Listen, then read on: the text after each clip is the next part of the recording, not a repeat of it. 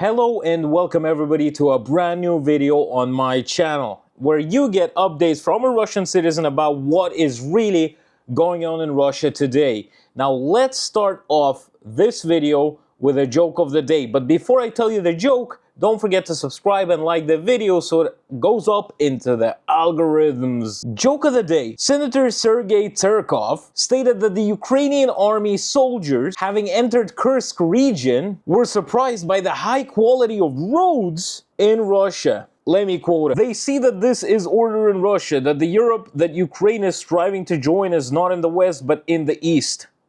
Is this, before we get into this, look at this photo of a real Russian road. Do you think that this is a road where a person will be saying, oh wow, those roads are way better than in Europe, look at them. I am so surprised to see such immaculate roads like this. Obviously, you know what is going on in Kursk right now from my previous videos. Now, if you have not watched them about the incursion of the Ukrainian armed forces, I advise you to watch them. But I want to read this out to you so that you would understand what is going on. Because you could have imagined that when you have battles going in the city, you would have casualties with civilians, obviously, and you will have some sorts of groups trying to find those people. From August 11 to 19, the Russian Red Cross received more than 1,500 requests from residents of the Kursk region to search for relatives. 100 people were found. The Lisa Alert search team reported that since the beginning of August, they've received 779 requests to search for missing persons in the Kursk region, 111 of which have been closed with a status found alive. Last week, the Vkontakte group, which, if you don't know, Vkontakte is a Russian social network, somewhat like Facebook. So you have groups, friends, and whatever that Facebook has. Vkontakte has it as well. There's a group called Suja, Search for People, and it was blocked after local authorities recommended not to publish information about missing people. And Lisa Alert also stopped publishing notices to search for people from the border area. Could you imagine this, guys? So the Russian government prohibited groups to post out photos of people that went missing in the Kursk region because probably that will ruin the statistics and people will probably understand what is really going on in those regions. The thing is, those groups are actually not bad, from my knowledge anyways, from what I read here. Those groups are the ones who are trying to find people, make sure they're alive, well, so that their relatives have nothing to worry about them. But guess what? The Russian government does not allow them to do so. So I'm guessing this is just a case closed and they cannot really do their work at finding people and seeing if they're alive or not. Now, you always ask me this question. When are Russian people going to understand what is really going on?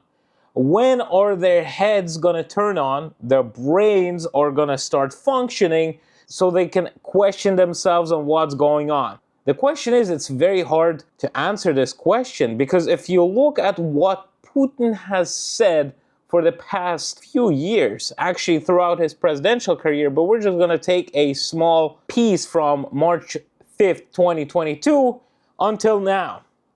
Listen to this.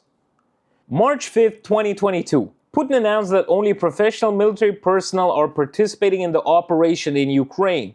They're not a single conscript. March 8, 2022, Putin stated that conscripts are not and will not participate in military operations. Now let's follow further events. In the first days of the war, there were more than 2,000 conscripts in Ukraine. Already on March 9, 2022, the official representative of the Ministry of Defense, Konashenkov, admitted that Russian conscripts were taken prisoner. How comes?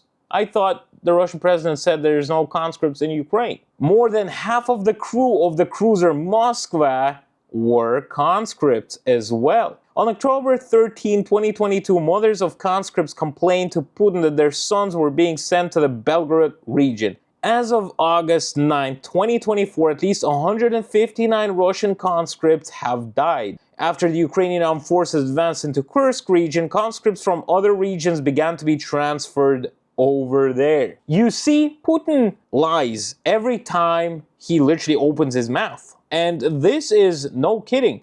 I'm not making this story up because you could see from what he said before and what is happening now that contradicts each other. So it is just unbelievable. And by even knowing this, I ask myself, how does the population keep supporting him? Imagine the way that propaganda in Russia works, that even with him saying all of this and complete opposite happening, people still support him. But I'm pretty sure the support will end when the war is going to be touching Russian families, and they're going to start understanding that probably he has been lying to them. But in reality, I don't believe that that is going to happen, because there's so many ways that Russian people could have understood that everything is done right here is a big lie, but they don't. Talking about this, Russia is such a big country that Vorkuta, Torzhok, and Chelyabinsk are literally on another planet. Especially for deputies like Rodnina, who don't even know that there is a life outside the third ring of Moscow. By third ring of Moscow, I mean, if you look at the Moscow map, and you see right there, there's 3 rings. There's a first ring, which is like around the city center, second ring, which is still inside of Moscow, and then the third ring, which divides Moscow into Moscow region. Also, people from different regions don't care about each other. That is true. When some Orsk was flooded, and you guys remember when Orsk was majorly flooded, people from Belgrade didn't care. When Belgrade was shelled, Orsk and the rest of Russia did not care. The same thing is happening now with Kursk region.